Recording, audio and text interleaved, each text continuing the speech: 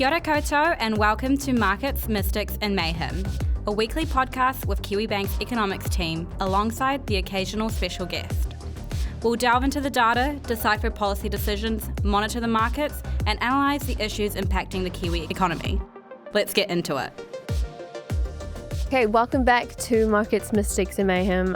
This is going to be a really exciting episode because we're talking about the Reserve Bank's latest monetary policy decision, August, 25 base points. We all expect that, but there are a few surprises, pleasant surprises in the statement itself. I'm not going to dilly-dally.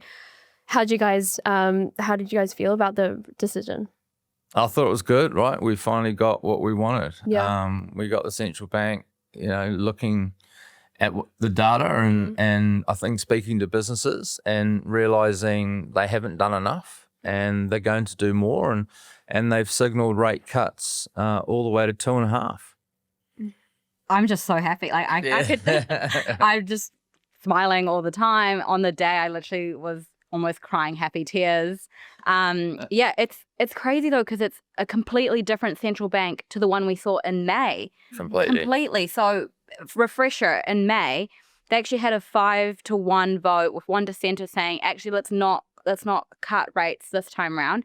We did 3.5. At 3.5. Yeah. And then they did cut, but then July we had the pause. On their August meeting, we had actually 2 voters voting for them to do a 50 basis point cut to 275. So completely different, right? Yeah. So I think there's a few things that have happened, right? The data's come in softer. We know that.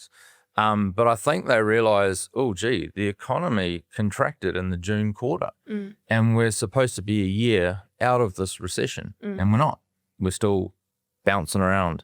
Yeah, exactly. And it's been a year since they've started cutting interest rates. I know monetary policy operates with long and variable lags, but it has been quite a long time since they started cutting and we just have not seen that lift or even, green shoots coming from those sectors that are kind of offshore facing, but nothing domestically really to kind of see that this recovery go. So, and even with that lag, right, households were actually well positioned to absorb a lot of that rate relief that was coming through because we saw that they were fixing for 1 year or less. I think we had 81% of the mortgage book at one stage. So even with that faster transmission, and I know there was still a bit more to refix onto lower rates, but even with that faster transmission, we still hadn't seen that activity since that whole year of the Reserve Bank cutting. What annoys me is that the statement that we got, was exactly what we needed. It just had the wrong date on it. It should have been dated May, and that's what they should have said and delivered in May. About a third of the mortgage book has rolled since May to August, and those loans could have rolled onto lower rates. But that's behind us. What's in front of us is rate cuts, and we'll get another third of the mortgage book rolling off by the end of this year. So there is some relief coming for households. Yeah. So on that, the OCR track, which is what we were really looking forward to, seeing how they would change that. Let's digest that a little bit. So the new OCR track has a bottom of 255.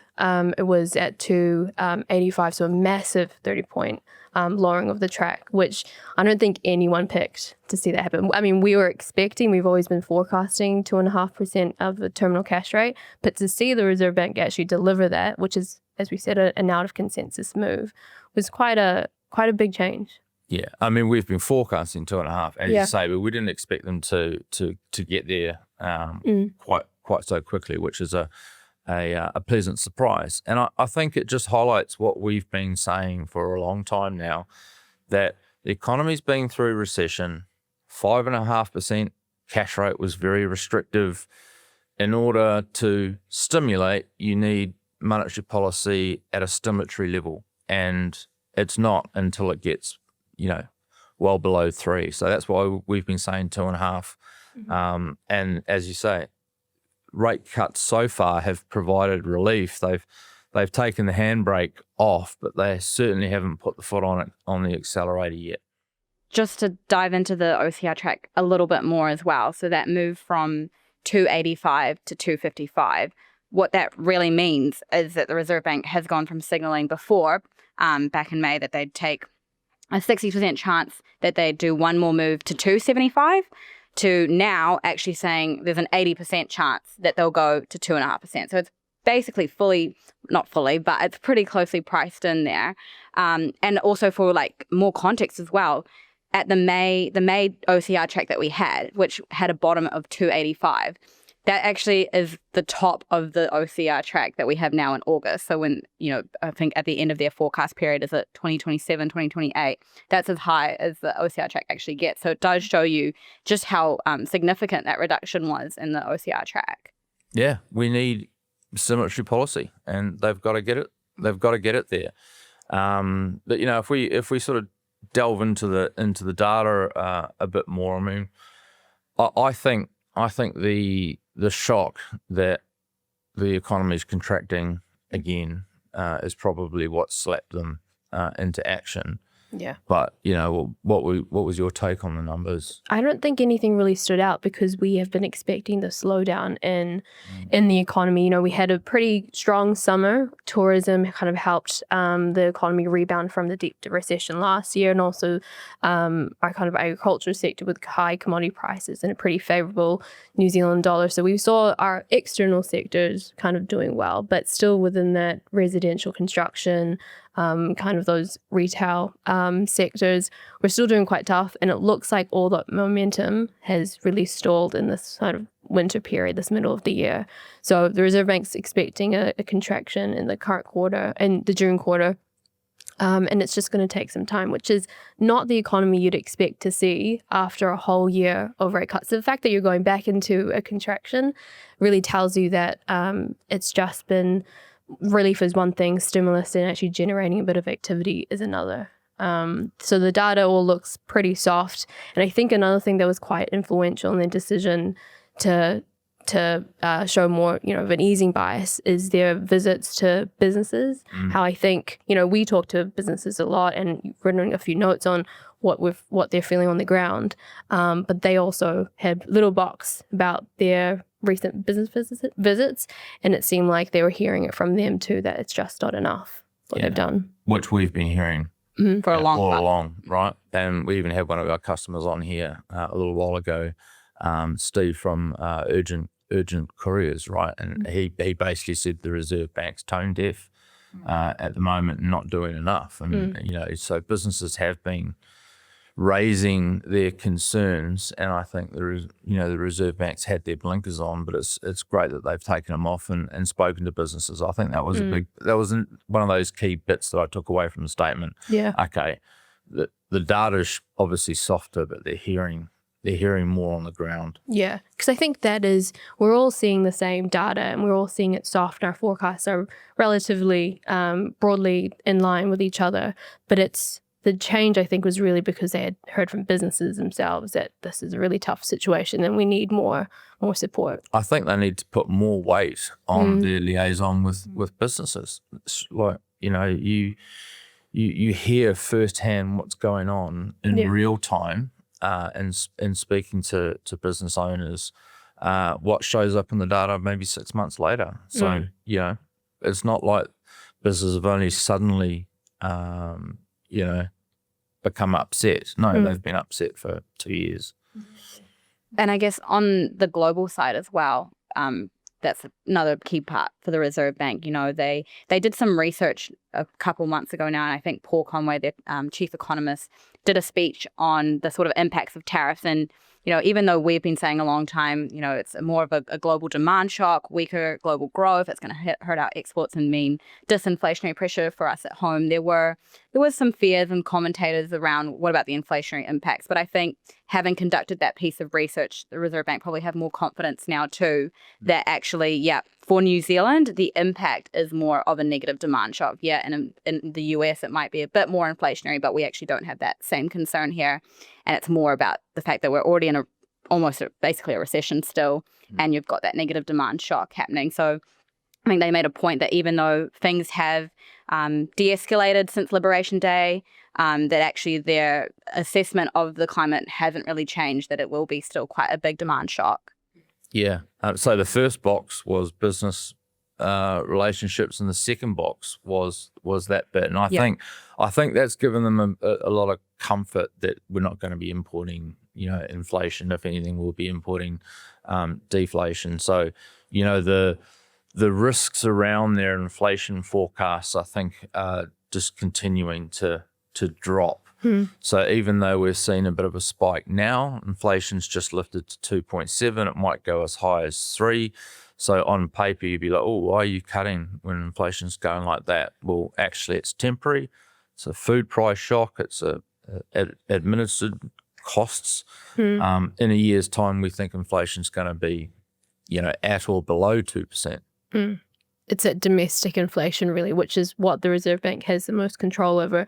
That just continues to fall. It still has further to fall, get back to those kind of average levels. But it's this.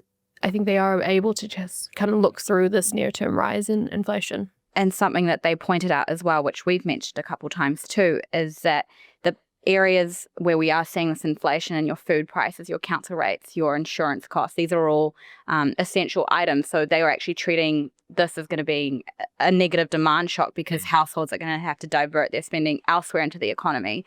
So they're actually seeing, even though there's inflation in those areas, it's actually more of a demand shock. Yeah, it hurts households, right? If you, particularly lower income households, your cost of food's going up, cost of just about everything that you face on a day-to-day basis, feels like it's going up, and your income's certainly not keeping up. In fact, you may have lost some hours, or you may have lost your job. The labour market's really weak at the moment, and the Reserve Bank's forecast for the unemployment rate was lifted on the back of weaker activity, obviously. But within all of that, it's that hours worked is down a lot over the year, and that really hurts households. So not only are your bills going up, but your hours worked are going down. That's hard, and no wonder they have to rein in their spending. And that is the reason why we need further interest rate cuts to prevent any further unnecessary damage to the labour market. If you just continue to keep rates restrictive, really put economic activity in a sort of chokehold, that's going to have an effect on the labour market. So this is why we've been calling 2.5 for quite a long time, is to prevent all that. And everything works with a long lag, doesn't it? What you're doing today, influences the economy over the next 6, 12, 18 months, the fact that they, cut the cash rate, it takes time to feed through. It takes time to get the economy back on its feet. It takes time for the labour market to strengthen.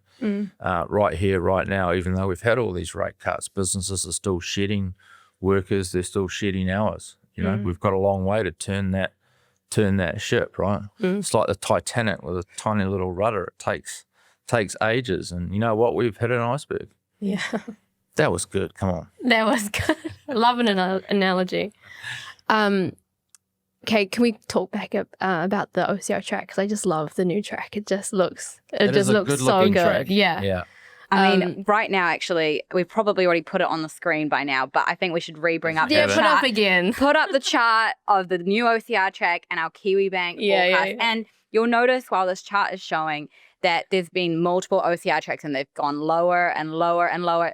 And you have to take our word. If you've been following us along, you'll know that our beautiful green Kiwibank forecast has been at 2.5% since probably, 2 years now. So it is really great to see. But yeah, going back to the OCR track, what did you want to touch on? So it was such a big move, 30 points lower. How did markets react? Do you want to talk about rates? Come on, Jarrod. Currency. Yeah, go rates. Well, I'll leave you guys with the currency, but on the rate side, we had, nearly 20 basis point move on the day, which is huge. Like, it's such a big move. Really caught the market off guard. And you had, I think it was 271, 272 priced in before, and then next minute the market's pricing in, the best part of 2.5, right? So there's your move. And that 2-year swap rate, which is a key rate that banks use in pricing mortgages. We use the wholesale swap rate, the 2-year one, if it's a 2-year mortgage rate, for example. and that just was poleaxed. It was just slammed through 3%. And I think it's got further to go. I think the 2-year will trade as low as 280. So that provides a lot of relief, and that enables us or helps us lower our mortgage rates. So that's where the pass through will be seen, and that lower interest rate here, that lower curve, makes us slightly less favourable relative to other. So what happens when that happens? Kiwi goes down. Yeah, how good. Which has been really, quite helpful right now when we've got this 15% tariff against maybe Australia 10% tariff. It's kind of what we've been calling. I don't know. Kiwi's fallen quite a lot. I think it got to a low since it as of today, and since the MPS of, what was it, 58.12? Yeah, really fast. It gets to 12. Yeah, we were looking at it this morning. Yeah. We know. It's actually been quite volatile. The last maybe 24 hours after the announcement, it was got to as high as 58.30, down to around 58.10, 58.12. But yeah, after a few days of just seeing like no action in the Kiwi, Bang. it's been quite fun. Actually, I think you complained in the last episode that there was not enough action. Exactly, I did. No, you know what? We were talking about the Australian dollar in the last episode, and MJ was like, I'm not going to do anything because the Kiwi Aussie's not going to move, and it dropped below 91. So now it costs MJ more to convert Kiwi into Aussie. Yeah. She put a little bit of money. I put a little bit on right before, okay. but shoulda, coulda, woulda. Should have put a little bit more before. But yeah, no, lower Kiwi. It's good for our exporters. That's good. It is good for our exporters. Yeah. Right. With the tariffs, but also with weaker global growth potentially feeding through as well. Yeah. It makes us just a little bit more attractive. So, Jarrod, can I ask you something going back to rates? And I guess also market pricing. The market pricing terminal rate has gone to about 2.5.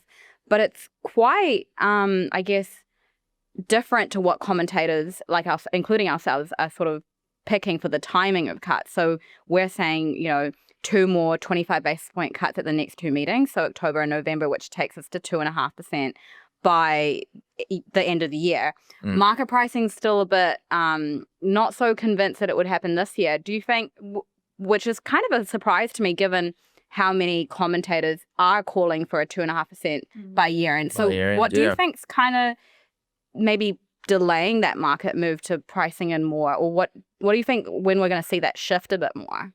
Well, the Reserve Bank hasn't been the easiest. That is true. Central bank to predict. And if you go back, it's like they're dovish, hawkish, you know what I mean? Compared to where we're expecting. Seasonality in that. Oh, there's got to be some seasonality. I actually do think the Mays have always been hawkish. Yeah. No, we need to go back and actually chart this. But yes, continue.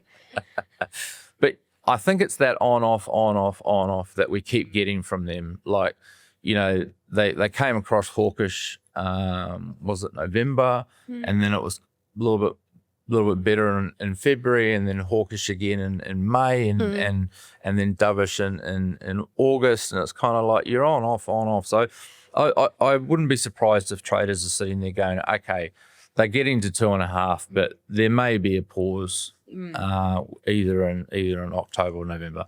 Okay, fine. We think they get there in November, and that would add to your point. That would lower those very short dated rates, but it would also pull that 2-year rate down as well if they deliver a bit earlier. Which just means there's a little bit more relief still to come. What else in the report? What were we've talked about 2 boxes. What was the other box? The other box? I think I was just fixed on the track. Yeah, same. I was too busy kind of celebrating internally. Yeah. It was a really fun day. It was a really fun day. And I'm honestly still going back to the report and re-looking at things. So, I mean, I'm sure we'll be able to pull apart more things to talk about. Yeah.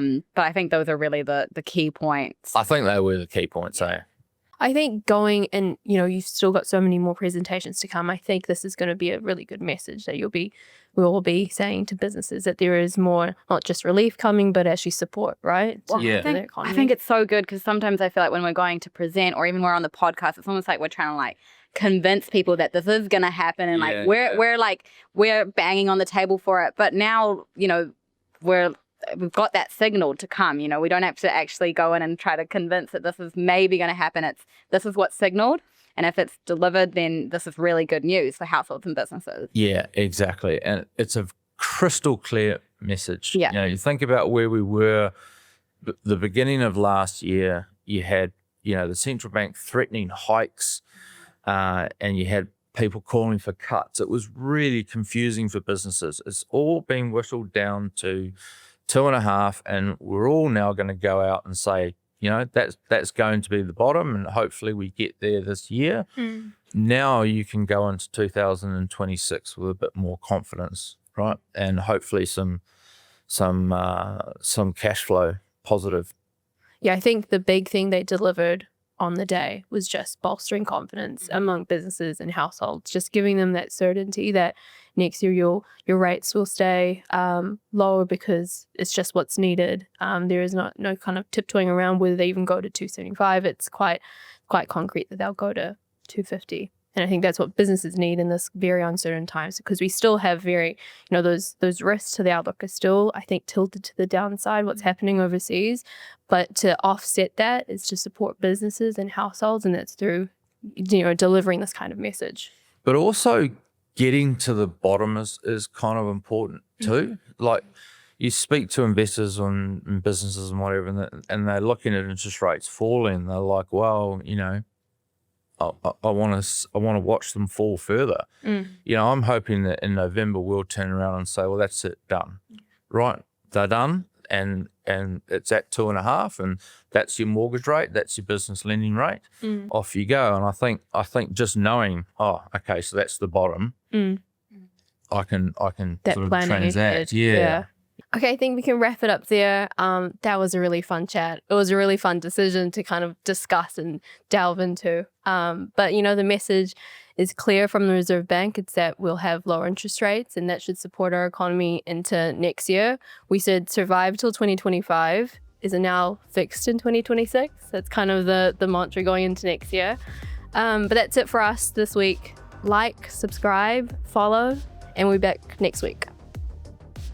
You've been tuned into This is Kiwi Economics, Markets, Mystics and Mayhem. We'll be back next week for more analysis and insights. Any views or information shared in this podcast, while given in good faith, aren't necessarily the views of Kiwibank.